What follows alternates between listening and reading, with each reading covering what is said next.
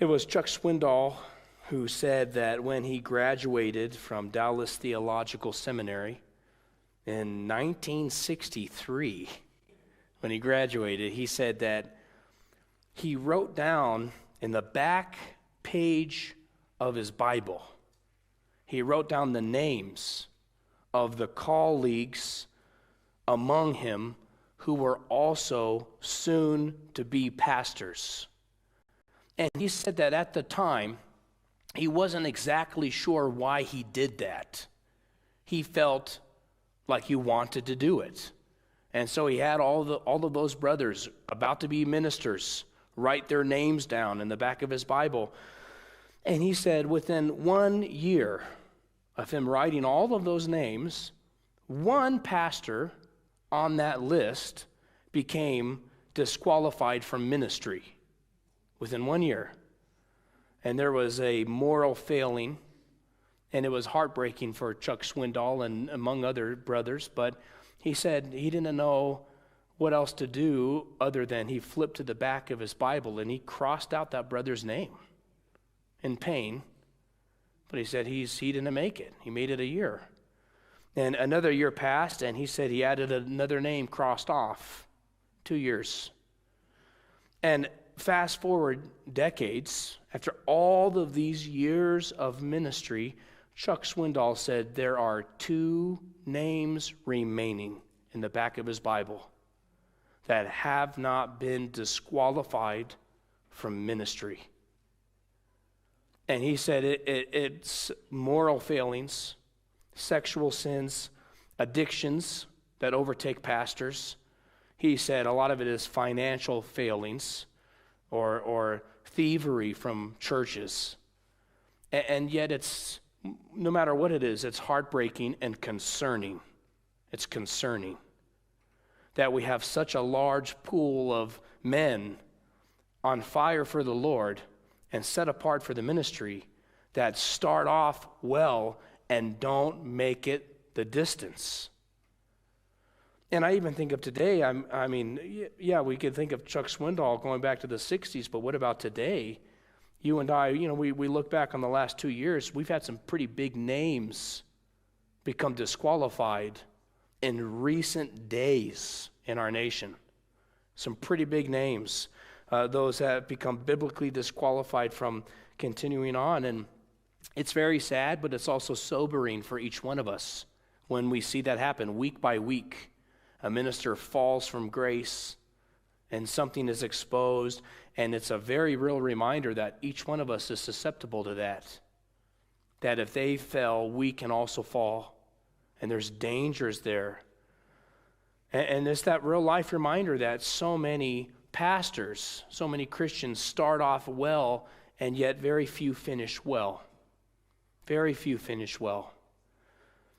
But I don't want that to be the discouraging tint on tonight's study, because tonight I want to talk about finishing well.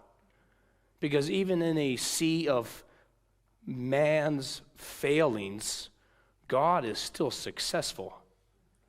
And he has a remnant. He has faithful men. And it is God that sustains men who are committed. And I think of Pastor Mike Fulmer, who finished well. He ran well. He finished well. I think of Vodi Bakum recently. Ran well, finished well. I think of Pastor John MacArthur, recently passed. Ran well, finished well. I think of Dr. James Dobson, recently passed. Ran well, finished well. I looked up James Dobson. I was interested. I was like, man, I hope there's no scandal that I don't know about. So I Googled it, and I said, hey, is there any scandal with James Dobson? And Google said, yeah, he is not affirming of LGBTQ+. And I said, praise the Lord, he finished well. I mean, for real, that's crazy. But they finished well, and I think of all of those names, and I lump those into Deuteronomy 33 and 34, that we look at Moses finishing well. Moses, an incredible man of God, an interesting biblical figure, It is no mistake that Moses and Elijah are the ones that appear at the transfiguration. It's interesting. It's interesting. Moses is a notable giant of faith in the Bible. And this adds to it all the more. He finished well. He finished well. And the background, I mean, we're going through Joshua next week. I can't wait. That's really a turning of the page for Wednesday night. We're going to get into some fantastic studies for the next years coming. But we just went through Moses leading Israel for 40 years. We studied it in depth last couple of years. And he was faithful to that. Moses was there to see God's power.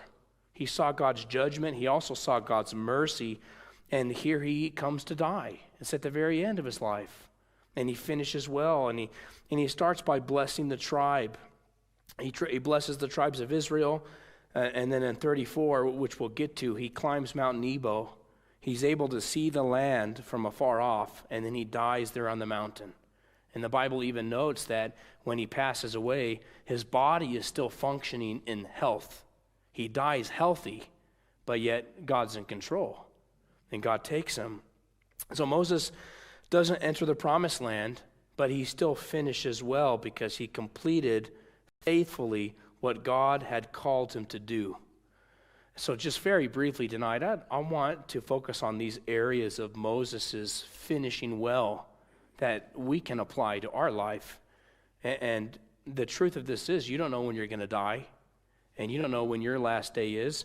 And the glaringly obvious application of that is you are called to run well every day, as if it is your last, because it very well might be that one day at a time you run well, and you will finish well. So I want to look at this first point, that Moses finishes well by speaking blessings over God's people, even when he is not included. Because I thought that was interesting. He's not able to partake in the blessings that he's preaching and prophesying and praying over the people. And we are in such a selfish culture now, and we want a piece of the action. And if we're going to bless someone, we want to be blessed in return. If we're going to do somebody a favor, we want a favor done for us. And yet Moses doesn't finish like that, not in selfishness, but he finishes being okay that he's excluded from the blessings that Israel will receive. So all of 33, Deuteronomy 33, 1 through 9, I'm not going to read that again, but it's Moses blessing the tribes and the people of Israel. If you're taking notes, to bless here in this instance, it means to speak well of or to pronounce favor upon. And it's that second term that is more heavy. He's pronouncing favor upon God's people. And it's a prophetic word. It's prophetic that God will establish you in the coming days. You don't know what tomorrow brings, and yet God's going to establish you. These are the blessings. These are the ways that favor will come to you. It's an act of faith. It's even declaring God's goodness when the circumstances are limited. They're going to go and face some battles that are very challenging and confusing. We're going to see that. And yet God's goodness doesn't falter on your circumstances. He's very consistent and he's very steady. And so it's built on God, not Israel. Moses hands that down. And so he blesses them. I also think that this is interesting to me because Moses could have ended his life pouting. And maybe I would have pouted. Maybe you would have been in his position pouting, thinking, Lord, this is unfair. I put up with these people. They're not even my people. They're your people. They were rude to me. They were mean to me. They were disrespectful. They never believed anything I said. They've tried to kill me on multiple occasions. And I don't get to go into the promised land. You're going to give it to these kids? And yet he doesn't do that. He doesn't do that. He doesn't end bitter. We know he's not entering the land because of Numbers 20. If you remember that, he misrepresented the Lord. And God in Numbers 20, verse 12, God is telling Moses to speak to the rock, and water will come out, and Moses strikes it twice out of anger, and God says, that misrepresented me. That's not who I am. I'm not upset. I'm not angry. You are to represent me before the people, and he failed. And as Moses' punishment, he was not able to go into the land. And yet, we see, in some sense, he got over that when he came to the very end. He's not bitter about that. He receives that. He submits to the Lord, and he, instead of pouting, blesses. And I wonder how different your life would look, how different my life would look if, instead of pouting, we blessed people. And Jesus took this even one step further when he commanded you and I to bless those who persecute you, and those who revile against you, and those who come against and they say evil things and they bring force against you. Jesus says, I want you to return good. Don't return evil, but give them good. Bless them. Bless them. And Moses, instead of complaining, he blesses this people. And he goes tribe by tribe. I tried to make this for you. I'm sorry if that's tiny. There's so much information here. But he goes through Reuben, Judah, Levi, Benjamin, Joseph, which is representation, Ephraim and Manasseh, Zebulun, Gad, Dan, Naphtali, and Asher. And so blessings reflected, their character, their calling. And so just briefly, and you could take a picture of that if you want, if you need to zoom in. But Reuben, he says, the blessing is for him to live and not to die. It's really a prayer of restoration. Because Reuben made some boo-boos. There's some mistakes with Reuben. And this is a prayer of restoration for Reuben, that you will go into the land and succeed and be restored.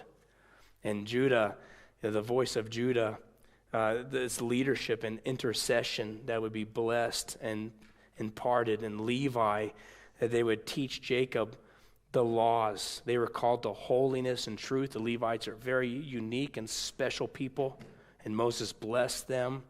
And Benjamin, beloved of the Lord, who would dwell in safety, who would be secure in relationship and provision.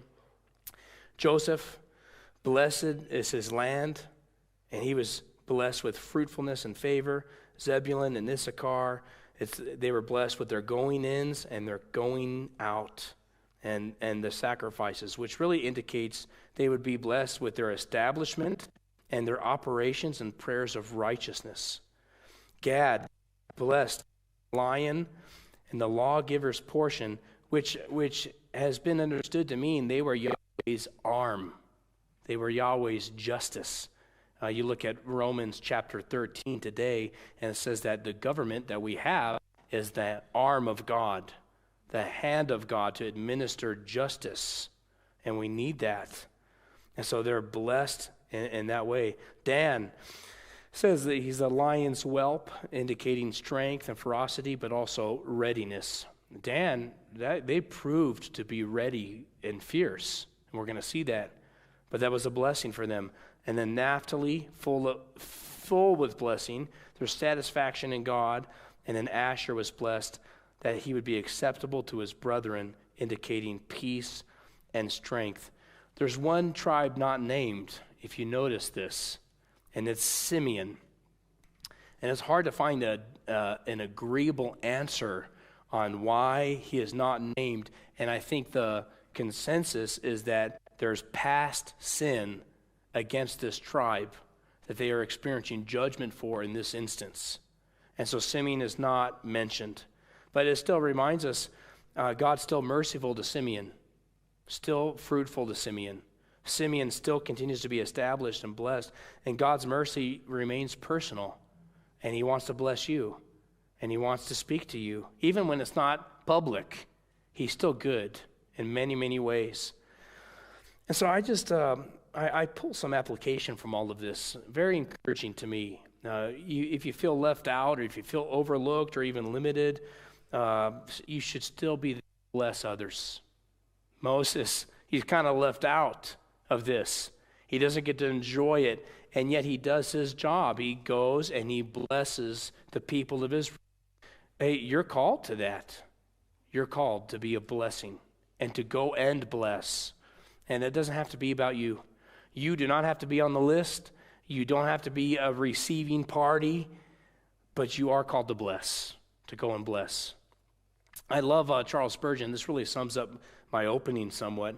As you said, the measure of a man's greatness is not in how he starts, but how he finishes and how he blesses others on the way. You know, God's put you here for impact and to bring change and to be a peacemaker and to be a stability and a blessing and to bring man into a relationship with God through Jesus Christ. And what a responsibility. And so let's finish well. Let's finish well. You start well and you finish well. And so I love that. It speaks of blessing. Even if you're not included in that blessing, it's still important for you to be blessing others and to be that voice. And then I love this in verse 1 of chapter 34, if you want to look now at our closing chapter. And this is Moses. He sees what he's unable to possess. He sees the land. And so this is verse 1. And it says, Moses went up from the plains of Moab up to Mount Nebo to the top of Pisgah, which is across from the Jericho. And the Lord showed him all the land of Gilead as far as Dan, all of Naphtali, and the land of Ephraim and Manasseh, all the land of Judah as far as the western sea, the south and the plain of the valley of Jericho, in the city of palm trees as far as Zor. And then the Lord said to him, this is the land of which I swore to give Abraham, Isaac, and Jacob, saying, I will give it to your descendants, and I've caused you to see it with your own eyes. But you shall not cross over there. You know, if you see in faith, it allows you to perceive the unseen reality of God's promises, even if you can't touch them. For you to be a Christian, it means you believe in things you might not necessarily touch and even see at times. And yet Hebrews 11 verse 1 tells us that faith is the substance of things hoped for and the evidence of things that are not seen. For you to have faith as you believe in the substance of something that you are unable to see. And Jesus says to you and I that we are especially blessed to believe him and to follow him, having not seen him. We follow by faith, and we believe him. And it's that substance of things hoped for. And this is really what's going on. Moses climbs Mount Nebo, and he's not going to be able to enter. He actually can see it. That's past what you and I can do sometimes. We can't even see. And yet, he still has faith and peace in God. This is God's land. I can't touch it. I can't even walk in. But I know how many wonderful things are going to happen. And sometimes God's even allowing right now for the next generation's victory to be seen by Moses. Like, look at what's going to happen, Moses. And your faithfulness is not wasted. Because look at this land that the people that you led are about to inherit and to possess. And so he's allowing Moses to see this is the next generation's victory. You might not be able to walk in it yourself, but look at the victory. And Moses is handing that down to Joshua. I think of Elijah. He hands things down to Elisha. And Elijah was known for 7 notable, exceptional miracles. And he hands things down to the next generation. And Elisha becomes known for 14 known and exceptional miracles. And it started with Elijah. And he paved a way for the next generation to grow beyond what was started. And we see this pattern all throughout of God starting something with one man and completing and growing the work with another man. And it's hopeful. And so God gives this to Moses. Look at this land. The next generation is going to successfully work here, inhabit this. And it's this panoramic view. And God's allowing Moses to see that. And I hope, this is encouraging. And it no doubt was encouraging to Moses. It's not like everything was a waste. It's not like it was wasted. Like, well, we didn't get to go into the land. Yeah, they will. You won't. It wasn't wasted. Take heart, Moses. And it was done in preparation for what was next. And sometimes that's hard for us to hear that the Lord uses us to prepare for the next thing. But God can do as he wills. He is the one in charge of the potter and the clay. And so he used Moses to prepare Joshua, and Moses didn't step into Canaan. But you would even, add to that, his leadership is what made it possible for Joshua to go into Canaan. Without Moses, there might not have been a Joshua. Moses was necessary there. Without Moses, this next generation may not have ever stepped into this. God used him powerfully. It was important. I think of William Tyndale. I think it was a week ago that we celebrated his martyrdom, and comes up every year in October. And William Tyndale translated the Bible into English. Aren't you happy for that? That we're not here trying to interpret Latin. And he translated it, and it was a fearsome task. And yet he was executed before he ever saw his work in print. He was executed before he saw it come to pass. So they take his life, he's martyred. 2 years later, King Henry VIII authorized the English Bible using Tyndale's translation. God used both.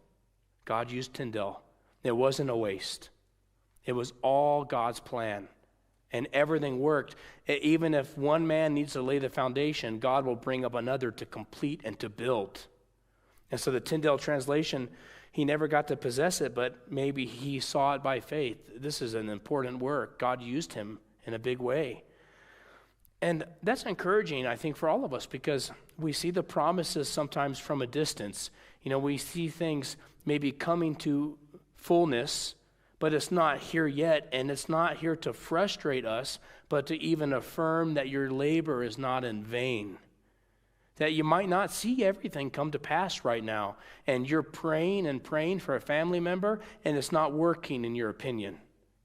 But you keep praying in the promise of God, that he's placed that family member on your heart for a reason.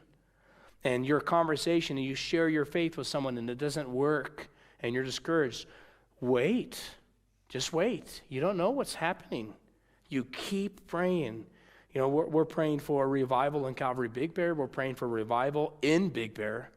And I believe we are seeing it, but not even close to what God has in store for us.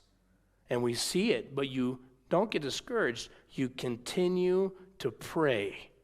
And you continue to keep your eyes on the eternal reward, not just an earthly one. I love St. Augustine. Faith is to believe what you do not see, and the reward of faith is to see what you believe. And so there is a little bit of this with Moses here, that the promised land has been the subject all along. And now, at his dying moments, he actually sees the promised land. And his faith is rewarded with that sight. And then, of course, I know it's a little bit funny, but we examined, as we began Deuteronomy, that Moses did eventually make it into the promised land. You look at the transfiguration of Jesus Christ, and Moses is there. And it makes us giggle a little bit because there's no way he wasn't looking around and checking things out, because he made it. He was there at the transfiguration, and he's like, look, I made it here. And faith is a reward. You get to see what God's been doing all along. And so your objective, your responsibility to the Lord, you stay focused upon him, and you keep walking by faith. And the Lord blesses that faith. So just these few points for us tonight as we look at, you want to finish well, you will speak blessing, even if it doesn't include any benefit for you. That's not what God told you. He didn't give you a conditions, for your only bless when others bless you. No, he said, bless your enemies. Bless when people hurt you and when they come against you. And those that don't want anything to do with you, you bless them. And Moses here blesses. His final words are those of blessing. He finished well. Didn't include himself, but he's a selfless man. Second is, to finish well, you're seeing what you can't possess, or really you're walking by faith. You start walking in faith, and you finish walking by faith. You keep walking by faith. And then this final point, I love this as we wrap Deuteronomy up, is Moses left a legacy that outlived him. And legacy outlives you when you finish well. So look now at verse 5. It says, "So Moses, the servant of the Lord, died there in the land of Moab, according to the word of the Lord. And he buried him in a valley in the land of Moab, opposite Beth Peor. But no one knows his grave to this day. And Moses was 120 years old when he died, and his eyes were not dim, nor his natural vigor diminished. And the children of Israel wept for Moses in the plains of Moab for 30 days. And so the days of weeping and mourning for Moses ended. And now Joshua, the son of Nun, was full of the spirit of wisdom, for Moses had laid his hands on him. And so the children of Israel heeded him and did as the Lord had commanded Moses. But since then, there has not arisen in Israel a prophet like Moses, whom the Lord knew face to face. And in all the signs and the wonders which the Lord sent him to do in the land of Egypt before Pharaoh and before all of his servants and in all of his land, and by all that mighty power and the great terror which Moses performed in the sight of all of Israel." And what we believe, by the way, is that Deuteronomy 34 is written by Joshua. This is after the fact. It records Moses' death. It records Moses being able to ascend the mountain and to see. And it's believed that Joshua was the one to finish this book, and he wrote the words we just read. And so we see this tremendous passing of the baton between Moses and Joshua in this chapter. And you look at that term of a legacy. It means that there's lasting influence of your faith even after you die. Your faith continues to impact people.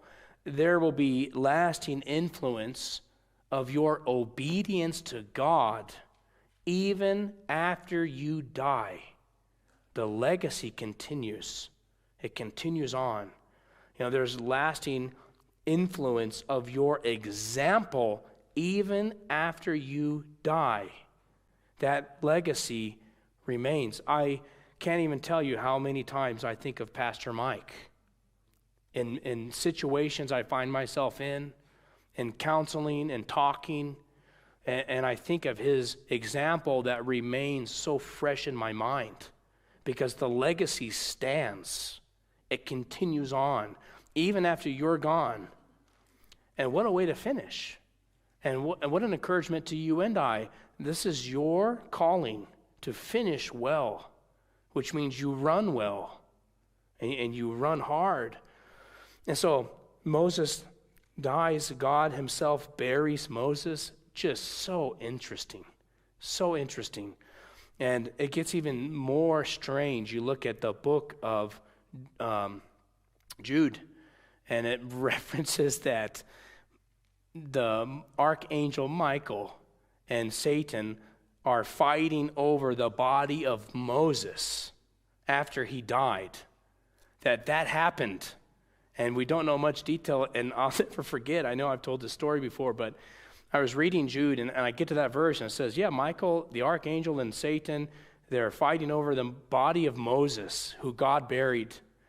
And so I walked into Pastor Mike's office, and I said, "Hey, what is that about?"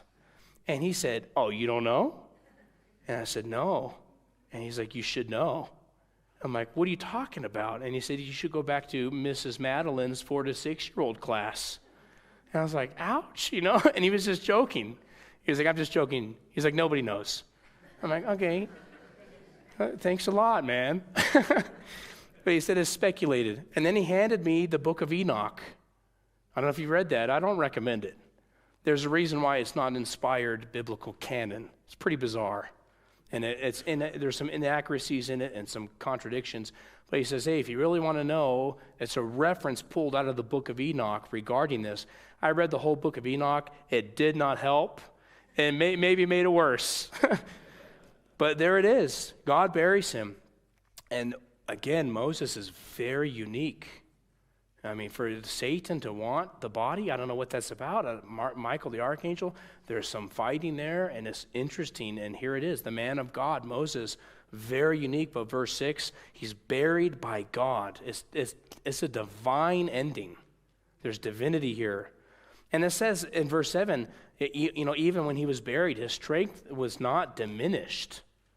His eyes were undimmed. That is envious of all of us.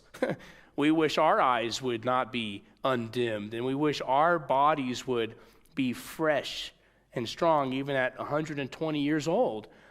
And I personally think this points to the fact of how close Moses was with Yahweh, that he meets with Yahweh and his face glows with Yahweh's glory.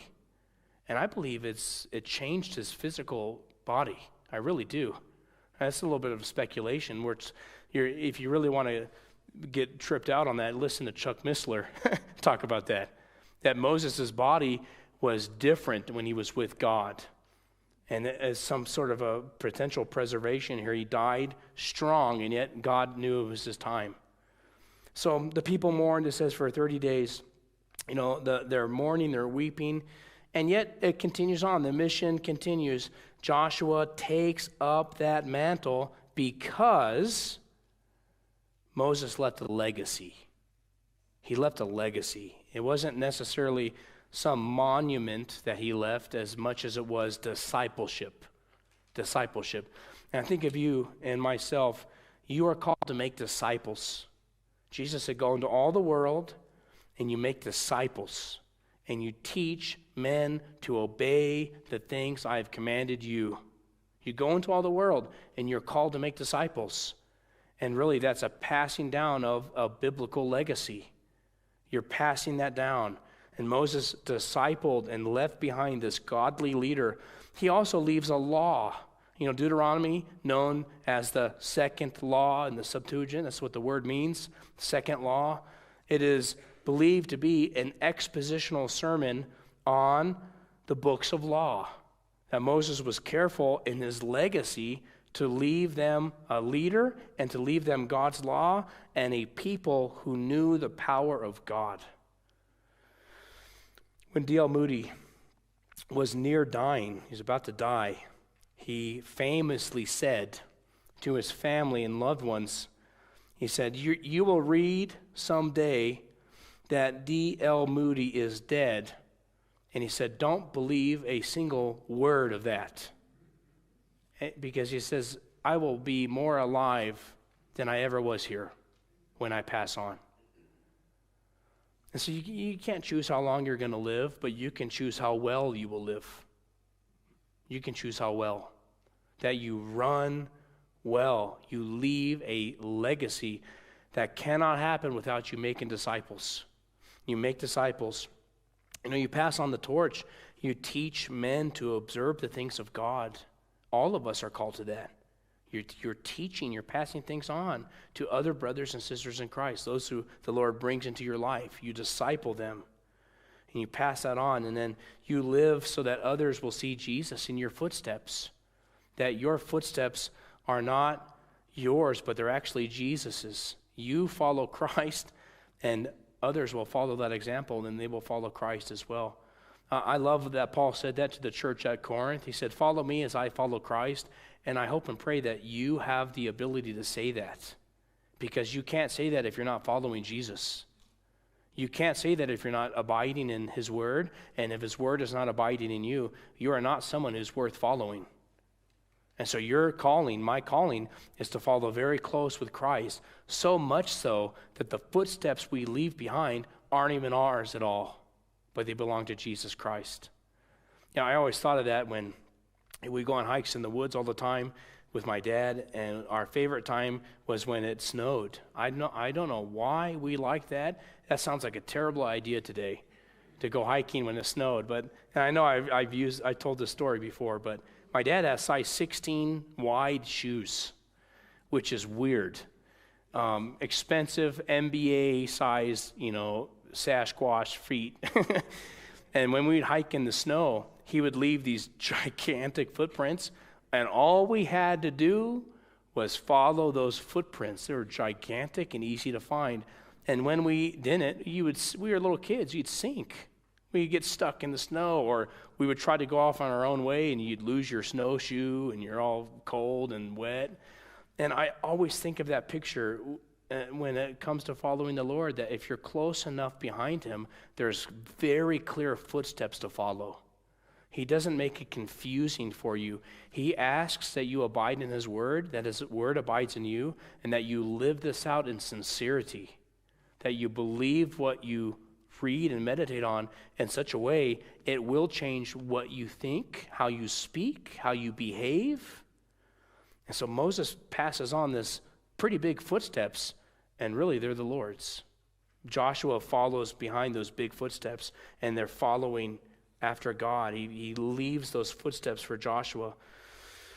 I love this. I know this has maybe nothing to do with Christianity, but it was Marcus Aurelius, who is known to have said to an officer in his army before a battle ensued, that Marcus Aurelius supposedly looked over to this officer, and he told him, "It is not death that a man should be afraid of, but never beginning to live is what you'd be afraid of." That you never actually live. You're never faithful to what it is God has called for you to do. And that's the greater fear. Not dying, not finishing, but you're called to run well and to finish well and to live well. So just what a fantastic ending for Moses. Not perfect. Obviously, there's that issue. He wasn't able to go in. But even with that, he continues on. And I hope that encourages all of us. Paul says, I don't look behind me. I forget the things which lie behind, and I press forward. You've made some mistakes in your life. Press forward. Finish well. Maybe you didn't start that great. Finish well. Maybe you're not doing that well tonight. This is an encouragement for you to throw off anything that easily entangles you and to run the race with endurance, to run well and to finish well. What a fantastic book Deuteronomy has been for us. Absolutely precious. I looked this up. I knew that there would be some analogy connecting with finishing well, and it didn't take me long to find some examples from the Olympics of finishing the race, finishing well. And I loved this one particularly from 1968. It's this brother named Joseph Stephen, and he was a marathon runner from Tanzania, which I don't even know. Tanzania. He made it to the Olympics. They fly him out to Mexico City to do the Olympics in 1968. And he became famous not because he won. He actually became famous because he finished the race. And his name is more famous than the gold, silver, and bronze medal. I doubt you even know who the gold medal went to in 1968. But yet many people remember this one person simply because he finished. And what happened was halfway through this race, he blew out his knee, which, no thanks. Knee injuries are the worst. Your knee is sensitive and extremely important. And when you don't have it, you miss it. And so he blows out his knee during the race. And hours later, everyone had finished except for him. Hours pass. Everyone crosses the finish line, and yet he's rejecting medical help. He's hopping and crying and wincing and leaning on poles, hops a little more, leans on a pole, hops a little more, and hours are passing, and people are starting to go home. He's still going. He refuses to quit, and people are leaving. They're turning off some lights. They're tearing things down. They're cleaning up, and yet he limps, and the very few remaining spectators that actually stood there cheered him on when he crossed the finish line, and he hobbled over in tears and collapsed and let the medical guys take a look and help him out. And yet he was asked after the race. I said, "What are you thinking? Why you probably made a really bad injury way worse by doing that little hop thing you did. Why didn't you quit?" And he said in tears, he just said, "My country didn't send me 5,000 miles to start a race. They sent me 5,000 miles to finish a race. And I would rather die than to let them down." And he understood the entire objective was simply just to finish the race. And he became famous for that. His emphasis on finishing. And I think we do well to apply that spiritually. That if we emphasize the here and now, it's great that you used to have a great walk with the Lord. What about tonight? And it's great that you have seasons of powerful devotions in your life in the past. What about right now? And it's wonderful if you've had times of prayer in your life, times of miracles, but what about tonight? Because you don't know the end of your race. If you want to finish well, you need to run well. And tonight, we're called to finish the race well, not to become disqualified or blotted out, but to finish well and to bless others. Bless others. Finish the rest of this week blessing those that you talk about, how you talk about them, those that you pray for, you bless them. Finish the rest of this week by faith, the substance of things hoped for and not yet seen. We know Christ is returning very soon. We can't see that yet, and yet we hurt for that to happen. We long for that to happen. You walk in that, and then you leave a legacy for others to follow, which really means you need to be discipling. You need to be discipling, teaching others to walk in that pattern. So speak blessings. Even if life is hard, you keep speaking blessings. See God's promises when you can't touch them. Leave a legacy. 2 Timothy 4:7, what does Paul say? "I've fought the good fight, and I have finished my course. I've kept the faith." What a calling for all of us. Because again, you do not know when you will die. Run well tonight. Run well, one day at a time. And if this is your last day, run well. And when you wake up tomorrow morning, run well. Put all of your effort into that, because it could be the last day. You want to finish strong.